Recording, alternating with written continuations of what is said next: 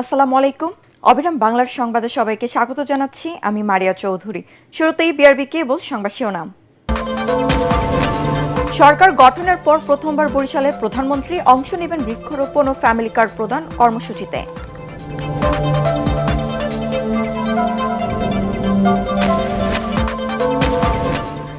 এখনো পানির নিচে বাঁশখালী ও সাতকানিয়া সহ চট্টগ্রামে একাংশ বন্যার্থের সহায়তা দ্রুত ত্রাণ সামগ্রী পাঠানোর নির্দেশ প্রধানমন্ত্রী। বৃষ্টিতে জলাবদ্ধতায় রাজধানীবাসীর ভোগান্তি।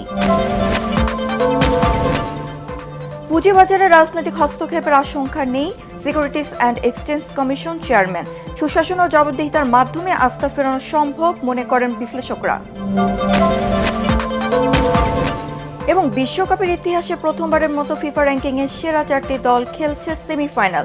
৩৯ বছর বয়সে মেসির গতি তরুণদের মতো। জনতার স্পন্দন ধারণ করে এবং দেশ গড়ার পরিকল্পনা বাস্তবায়নের অদম্য অঙ্গীকার নিয়ে বরিশালে গেছেন বিএনপি চেয়ারম্যান ও প্রধানমন্ত্রী তারেক রহমান। সরকার গঠনের পর প্রথমবার বরিশালে প্রধানমন্ত্রী। সকাল 9:30টার দিকে তিনি বরিশালে পৌঁছান। এর আগে সকালে সড়কপথে রাজধানীর গুলশানে নিজ বাসভবন থেকে যাত্রা করেন তিনি। পথে পথে সর্বস্তরের মানুষের উষ্ণ ভালোবাসা ও অভ্যর্থনায় সিক্ত হন সরকার প্রধান। সফরে প্রধানমন্ত্রী গৌরনদী ও বরিশাল সিটি কর্পোরেশন এলাকায় বৃক্ষরোপণ কর্মসূচি, ফ্যামিলি কার্ড প্রদান কর্মসূচি এবং বরিশাল শিল্পকলা একাডেমিতে আয়োজিত সাংগঠনিক সভায় অংশ নেবেন।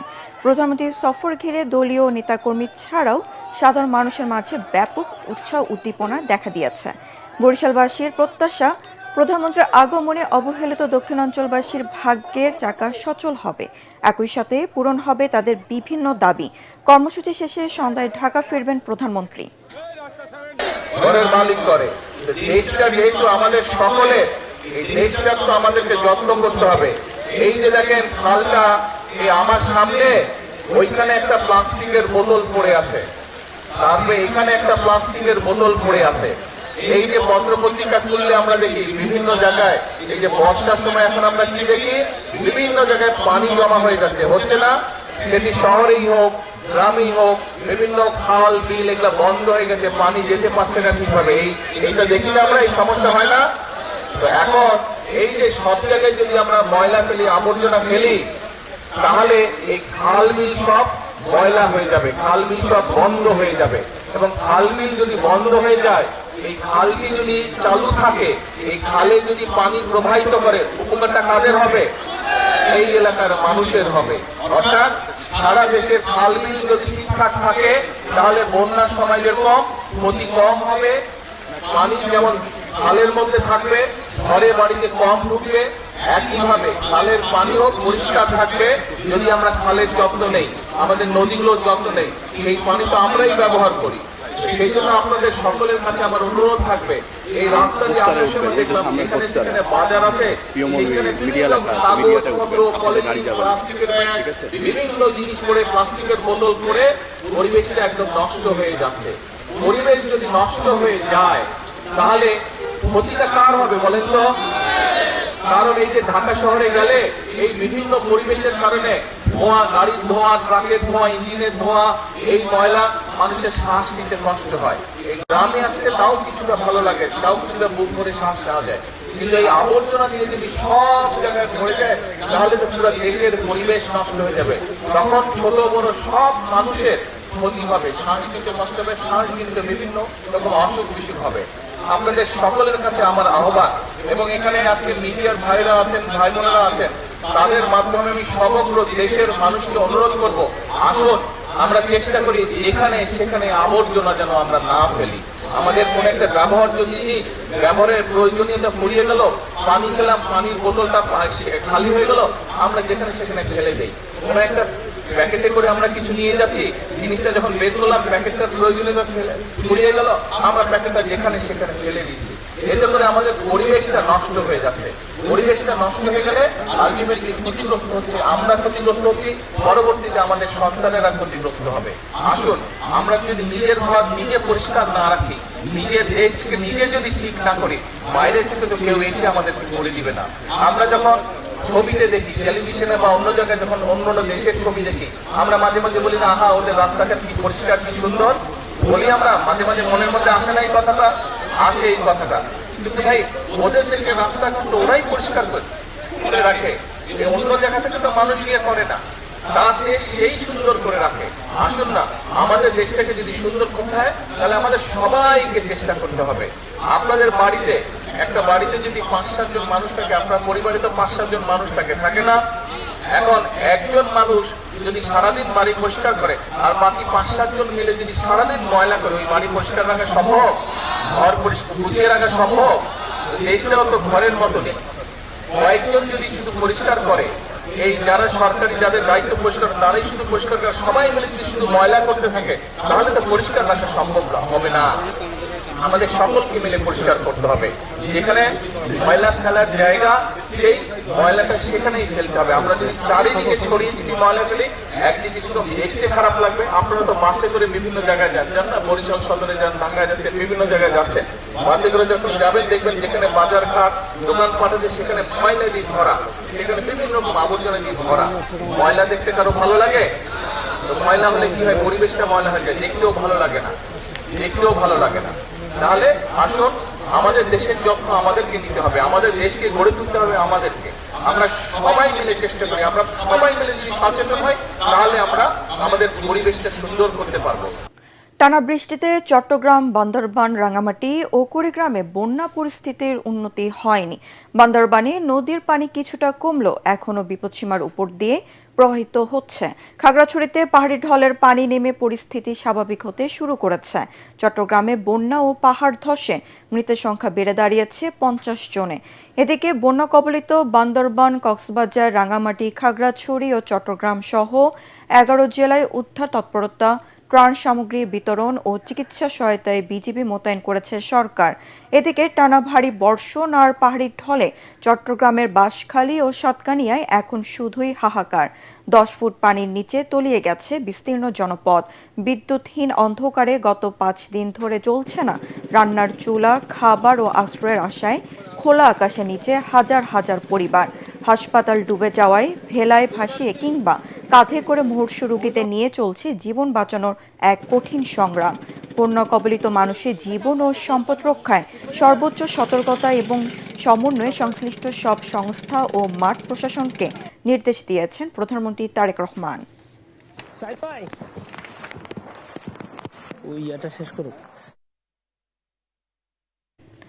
দর্শক, চট্টগ্রামে জলাবদ্ধতার খবর জানাচ্ছেন আমাদের প্রতিনিধি ইরফানুল হক।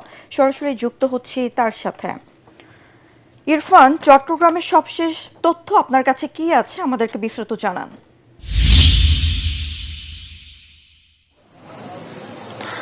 আমরা আমি যদি চট্টগ্রামের বন্যা পরিস্থিতির কথা বলি, তাহলে বলবো আমরা গতকালকে কিন্তু চট্টগ্রামের বাঁশখালীতে ছিলাম, এখন বর্তমানে সাতকানিয়াতে আছি। এই এলাকাতে আমরা দেখেছিলাম যে বন্যার পানি কিছুটা কমতে শুরু করেছে, যেহেতু গতকালকে এবং আজকে বৃষ্টি কিছুটা কমেছে, যার ফলে বন্যার পানি ক্রমান্বয়ে কমতে শুরু করেছে। অন্যদিকে এখানকার স্থানীয় বাসিন্দারা বলছেন যে ডলুয়া এবং সাঙ্গু নদীর পানি যখন জোয়ার শুরু হয়, তখন এই পানিটা কিছুটা বৃদ্ধি পায়, যার ফলে আসলে এখানকার সাধারণ মানুষগুলোর মধ্যে এক ধরনের ভয় এবং আতঙ্ক সৃষ্টি হচ্ছে। অন্যদিকে এখানকার স্থানীয় যে স্বাস্থ্য কমপ্লেক্স রয়েছে, সাতকানিয়া উপজেলা স্বাস্থ্য কমপ্লেক্স, সেখানে আমরা দেখেছি প্রায় 5টি ভবন এখন পর্যন্ত 2 থেকে 3 ফিট এবং কোথাও 5 ফিট পর্যন্ত পানি রয়েছে, যার ফলে আসলে চিকিৎসা সেবা ব্যাহত হওয়ার পাশাপাশি এই যে যারা চিকিৎসা সেবা প্রত্যাশী রয়েছেন তাদেরও নানা ধরনের দুর্ভোগের সম্মুখীন হচ্ছেন। এবং আমরা দেখেছিলাম যে স্থানীয় যে সড়কগুলি রয়েছে এখন পর্যন্ত সেগুলো পানির নিচে, যার ফলে যারা চিকিৎসা সেবা নিতে যাবেন কিংবা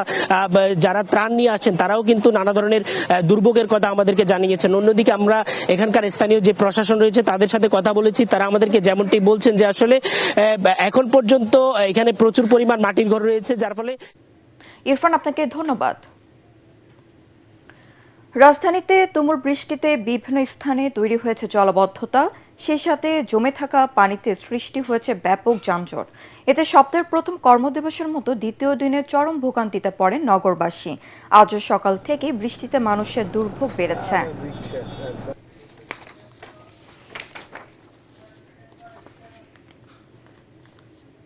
দর্শক, রাজধানীর ভারী বর্ষণের খবর রাখছেন সহকর্মী মিজান শাহজাহান।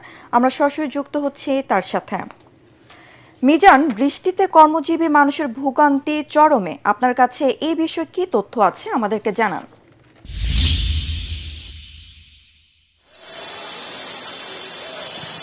মারিয়া, আপনাকে ধন্যবাদ। আপনি বললেন যে বৃষ্টিতে রাজধানীর কর্মমুখী মানুষের যে তাদের যে কষ্ট হচ্ছে সেটা আর বলে বোঝানোর ভাষা নেই। আমি আপনাকে দেখানোর চেষ্টা করছি মারিয়া, এই মুহূর্তে আমি দাঁড়িয়ে আছি রাজধানীর মগবাজার থেকে শান্তিনগরের দিকে যে ফ্লাইওভারটি অর্থাৎ উড়াল সেতুটি গিয়েছে সেটির উপরে।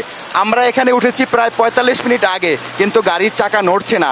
আমরা সবসময় জানি যে জলাবদ্ধতার কারণে শান্তিনগরের নিচে সেখানে জলাবদ্ধতা সৃষ্টি হয়েছে, সেখানে গাড়ি ঘোড়া বিকল হয়ে আছে। এই কারণে এখানে যে মগবাজার যে উড়াল সেতুটি রয়েছে এখান থেকে যারা কর্মমুখী মানুষ, যারা নয়াপল্টনমুখী অফিস বা পুরানো পল্টনমুখী অফিস, যারা তাড়াতাড়ি অফিসে পৌঁছার উদ্দেশ্যে এই ফ্লাইওভারের উপরে উঠেছেন, তারা প্রায় ৪৫ থেকে ৫০ মিনিট ধরে এই ফ্লাইওভারের উপরে আটকে আছেন। মারি, আপনি বুঝতেই পারছেন যে ফ্লাইওভারের উপরের চিত্র যখন এটি, তখন নিচের অবস্থা কি হতে পারে। আমরা খোঁজ নিয়ে জেনেছি শুধু এই শান্তিনগর মোড় নয়, রাজধানীর ২৭ নম্বর, ধানমন্ডি ২৭ নম্বর, আসাদ গেট, পুরান ঢাকা, কাজীপাড়া সহ বিভিন্ন সড়ক জলাবদ্ধতার কারণে ডুবে গেছে। আমরা আবহাওয়া অফিসের সঙ্গে কথা বলেছি। আবহাওয়া অফিস থেকে জানানো হয়েছে যে এই বৃষ্টিপাত আগামীকাল পর্যন্ত অব্যাহত থাকবে। এরপরে ৪ দিন বিরতি দিয়ে আবারও ১৮ তারিখ থেকে এই রাজধানী সহ সারা দেশে তুমুল বৃষ্টিপাত শুরু হবে। মারিয়া, এই মুহূর্তে হচ্ছে রাজধানী থেকে আমার কাছে বৃষ্টিপাতের সবশেষ খবর। মারি মিজান, আপনাকে ধন্যবাদ। পরবর্তী তথ্য জানতে আবার আমরা আপনার সাথে সংযুক্ত হব। পুঁজিবাজারে কোনো রাজনৈতিক হস্তক্ষেপের সংখ্যা নেই জানিয়ে securities and exchange commission chairman Masud Khan বলেছেন, ফ্লোর প্রাইস আর কখনোই ফিরবে না। বাজারের প্রয়োজনের কথা মাথায় রেখেই সব সিদ্ধান্ত নেওয়া হবে। বর্তমান সরকারের রাজনৈতিক প্রতিশ্রুতি অনুযায়ী সুশাসন, জবাবদিহিতা ও রাজনৈতিক সদিচ্ছার মাধ্যমেই পুঁজিবাজারে আস্থা ফেরানো সম্ভব বলে মন্তব্য করেছেন এটিএন বাংলার বার্তা পরিচালক হাসান আহমেদ চৌধুরী কিরণ। এটিএন বাংলার ইস্পাহানী মির্জাপুর শুভরাত্রি অনুষ্ঠানে তারা এসব কথা বলেন। তৌহিদুর রহমান তুহির রিপোর্ট। এটিএন বাংলার ইস্পাহানী মির্জাপুর শুভরাত্রি অনুষ্ঠানে অতিথি হিসেবে অংশ নেন securities and exchange commission chairman Masud Khan. কথা বলেন পুঁজিবাজারের নানা সমস্যা ও সমাধান নিয়ে। সবাই হচ্ছে রিটেল ইনভেস্টার, যারা বাজারে ডাইরেক্টলি শেয়ার ইনভেস্ট করছে, যে শেয়ার সম্বন্ধে তার কোনো ধারণা নাই, সে মনে করে যে শেয়ার দামটা বাড়বে কেন, কারণ আরেকজনের কাছ থেকে শুনেছে দামটা বাড়বে। উন্নত বিশ্বে যদি যায়, সেটা তো হচ্ছে যে দুটো বড় প্লেয়ার আছে। একটাকে বলি আমরা মিউচুয়াল ফান্ড, যারা আমার কাছ থেকে টাকা নিয়ে, ওরা জানে যে শেয়ার ভ্যালুয়েশন সায়েন্সটা কি জানে, তারা ওই শেয়ারগুলোতে ইনভেস্ট করে থাকে। আরেকটা হচ্ছে যে pension funds, provident fund, gratuity. আমি আসার পরে বললাম যে ইমিডিয়েটলি যদি কোনো অনিয়ম পাও, ইউ হল্ট ট্রেড, ইনভেস্টিগেশন তুমি পরে করবে। এআই বেস সার্ভেলেন্স সিস্টেম করতে হবে। শেয়ার বাজার চাঙ্গা করতে 3টি নিয়মে বড় পরিবর্তন আসছে বলে জানান কমিশন চেয়ারম্যান। বলেন, দেশের বাইরে নয়, বিদেশিদের আমন্ত্রণ জানিয়ে দেশেই করা হবে রোড শো। পাশাপাশি ফ্লোর প্রাইস আর কখনো ফিরবে না বলেও জানান তিনি। Margin rule, IPO issue rule যেটা বললাম, and the mutual fund rule, তিনটা বড় বড় রুল আছে যেটা মার্কেটকে অনেকটা ইনফ্লুয়েন্স করে থাকে। এই তিনটা রুল আমরা কুইকলি চেঞ্জ করতে যাচ্ছি। বিগত সময়ে পুঁজিবাজারে কারসাজিকারীদের আইনের আওতায় এনে শাস্তি নিশ্চিতের কথা বলেন এটিএন বাংলার বার্তা পরিচালক ও debate for democracy chairman Hasan Ahmed Chowdhury Kiron. শাসন, জবাবদিহিতা এবং রাজনৈতিক সদিচ্ছা ছাড়া কিন্তু এই পুঁজিবাজারকে ঘুরে দাঁড়ানো মুশকিল হবে। এবং বিগত সময়ে যে কারসাজি যারা করেছেন, যারা অনিয়ম দুর্নীতি করেছেন, সেই প্লেয়ারগুলোকে, সেই খলনায়কগুলোকে যদি আইনের আওতা না আনা হয়, তাহলে কিন্তু ভবিষ্যতে কিন্তু একই ধরনের খলনায়ক, একই ধরনের ঘটনা কিন্তু আবারও করতে পারে। নির্বাচনী ইশতেহার অনুযায়ী সরকার বিগত সময়ের মতো পুঁজিবাজারে কারসাজি ও অনিয়মকারীদের কোনো সুযোগ দেবে না জানিয়ে কমিশন চেয়ারম্যান বলেন, শেয়ার বাজার তার নিজস্ব গতিতেই চলবে। বাংলাদেশের ইতিহাসে ম্যানিফেস্টোতে এত কংক্রিট পুঁজিবাজার নিয়ে কোনো সরকার বলেনি। আমাকে একটা কথা বলা হয়েছে যে আপনার এরিয়াতে কোনো রাজনৈতিক হস্তক্ষেপ হবে না, যেটা ন্যায় এটা আমি করব, আমি কোনো হস্তক্ষেপ শুনবো না। বাজারের জন্য দরকার, আমি ইন্ডিভিজুয়ালি কারোর জন্য করব না। সুশাসন, জবাবদিহিতা ও রাজনৈতিক সদিচ্ছা না থাকলে পুঁজিবাজারে আস্থা ফেরানো কঠিন হবে বলে মনে করেন হাসান আহমেদ চৌধুরী কিরণ। পুঁজিবাজার ঘুরে দাঁড়াবে এবং পুঁজিবাজার ঘুরে দাঁড়ালে আমাদের যে লন্ডভন্ড অর্থনীতি এবং এই বাংলাদেশ থেকে একটি গোষ্ঠী যে হাজার হাজার কোটি টাকা পাচার করে নিয়ে এই শেয়ার বাজারকে, এই পুঁজিবাজারকে ধ্বংস করে দিয়েছে, সেটিও ঘুরে দাঁড়াবে। বাংলাদেশের আর্থিক খাতের যে বিশৃঙ্খলা রক্ষা করবার ক্ষেত্রে পুঁজিবাজার একটা সক্রিয় ভূমিকা পালন করবে। রাজনৈতিক প্রভাবমুক্ত থেকে কমিশন স্বাধীনভাবে কাজ করলে পুঁজিবাজারে আস্থা ফিরবে বিনিয়োগকারীদের, এমন প্রত্যাশা সংশ্লিষ্টদের। Globally they are known now, They will come to the market in that case. Touhidur Rahman Tuhi, ATN Bangla, Dhaka. আমি পরমুখাপেক্ষী না হয়ে নারীদের আত্মনির্ভরশীল হওয়ার আহ্বান জানিয়েছেন এটিএন বাংলা ও এটিএন নিউজের চেয়ারম্যান ডক্টর মাহফুজুর রহমান। রাজধানীতে বিউটিশিয়ান অ্যাওয়ার্ড প্রদান অনুষ্ঠানে তিনি এই কথা বলেন। এ সময় ডক্টর মাহফুজুর রহমান জানান, বিউটিশিয়ানদের পেশার বিকাশ ঘটাতে সবসময় পাশে থাকবে এটিএন বাংলা ও এটিএন নিউজ। মিজান শাহজাহানের রিপোর্ট। উত্তরা লেডিস ক্লাবে বেস্ট বিউটিশিয়ান অ্যাওয়ার্ড 2026 আয়োজন করে বেস্ট বিউটি এক্সপার্ট 2021।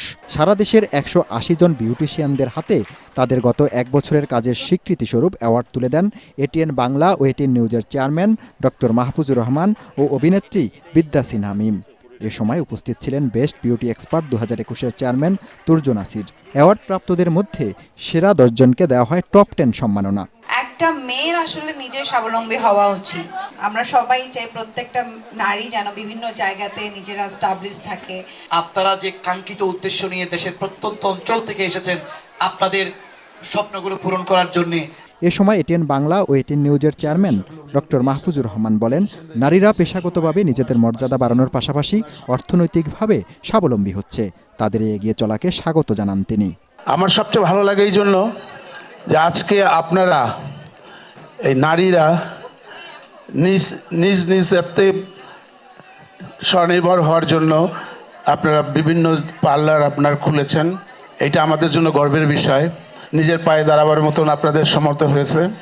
দেশের প্রথম satellite television channel ATN Bangla ও 24 ঘন্টা নিউজ চ্যানেল এটিএন নিউজ বিউটিশিয়ানদের নিয়ে অনুষ্ঠান নির্মাণ করবে বলেও জানান তিনি। আমরা এটিএন বাংলা সবসময় চেষ্টা করি আপনাদের এইসব কর্মকাণ্ডকে তুলে ধরার জন্য। আমরা এটিএন বাংলায় আপনাদেরকে নিয়ে একটা অনুষ্ঠান করতে চাই, কিন্তু এখন পর্যন্ত কেউ এটা করে উঠতে পারলো না। আপনাদের জন্য আমার দোয়ার খোলা আছে।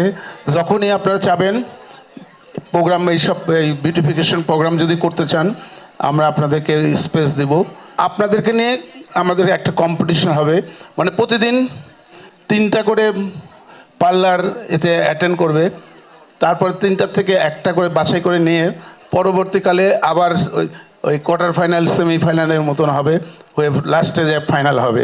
অনুষ্ঠানে এটিএনের অর্গানিক হেয়ার অয়েলের স্টলে ছিল বিউটিশিয়ানদের উপচে পড়া ভিড়। তারা জানান, এই পণ্য ব্যবহারে মাত্র 1 মাসের মধ্যে টাক মাথায় চুল গজায়। টাক মাথায় চুল গজিয়েছে এই তেলটা ইউজ করার ফলে। একটাই সমাধান আমি বলবো এখন, আমাদের organic hair oil. Mizan Shahjahan, ATN Bangla, Dhaka. Bangladesh জাতীয়তাবাদী যুবদলের কেন্দ্রীয় নির্বাহী কমিটির সহসভাপতি মনোনীত হওয়ায় যুক্তরাষ্ট্র যুবদলের সাবেক সাধারণ সম্পাদক আবু সৈয়দ আহমদকে নিউ ইয়র্কের সংবর্ধনা দেওয়া হয়েছে।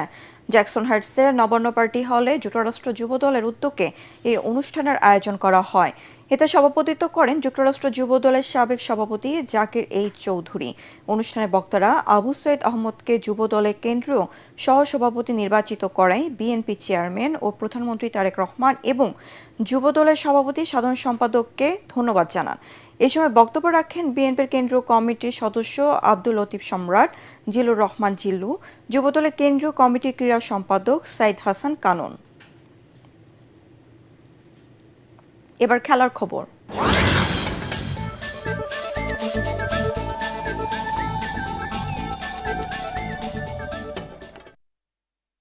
লন্ডনের অল ইংল্যান্ড ক্লাবে আবারও শ্রেষ্ঠত্ব দেখালেন ইয়ানিক সিনার। উইম্বলডন টেনিসের পুরুষের একত্রের ফাইনালে জার্মানির আলেকজান্ডার জোভারেভকে হারান তিনি। 3 ঘন্টা 46 মিনিটে রোমাঞ্চকর ম্যাচটি 3-1 সেটে জিতে নেন বিশ্বের 1 নম্বর টেনিস তারকা। প্রথম সেটে 6-7 গেমে হারলেও দারুণভাবে ঘুরে দাঁড়ান ইতালিয়ান তারকা। পরের 3 সেট 7-6, 6-3, 6-4 গেমে জিতে ম্যাচটি নিজের করেন সিনার। এর মাধ্যমে টানা দ্বিতীয়বার উইম্বলডন শিরোপা জিতলেন তিনি। এটি তার ক্যারিয়ারের 5ম গ্র্যান্ড স্ল্যাম শিরোপা। একই সাথে জোভারেভের বিপক্ষে টানা 10 ম্যাচের জয়ের রেকর্ড গড়লেন সিনার।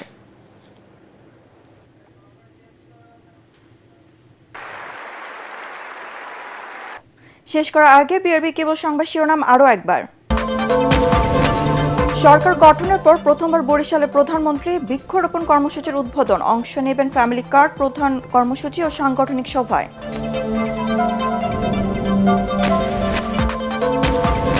এখনো পানির নিচে বাঁশখালী ও সাতকানিয়া সহ চট্টগ্রামে একাংশ বর্ণাঢ্যদের সহায়তায় দ্রুত ত্রাণ সামগ্রী পাঠানোর নির্দেশ প্রধানমন্ত্রী। বৃষ্টিতে জলাবদ্ধতায় রাজধানীবাসীর ভোগান্তি। পুঁজিবাজারে রাজনৈতিক হস্তক্ষেপের আশঙ্কা নেই, securities and exchange commission chairman. সুশাসন ও জবাবদিহিতার মাধ্যমে আস্থা ফেরানো সম্ভব মনে করেন বিশ্লেষকরা। এবং বিশ্বকাপের ইতিহাসে প্রথমবারের মতো ফিফা র্যাঙ্কিংয়ে সেরা 4টি দল খেলছে সেমিফাইনালে। 39 বছর বয়সে মেসির গতি তরুণদের মতো।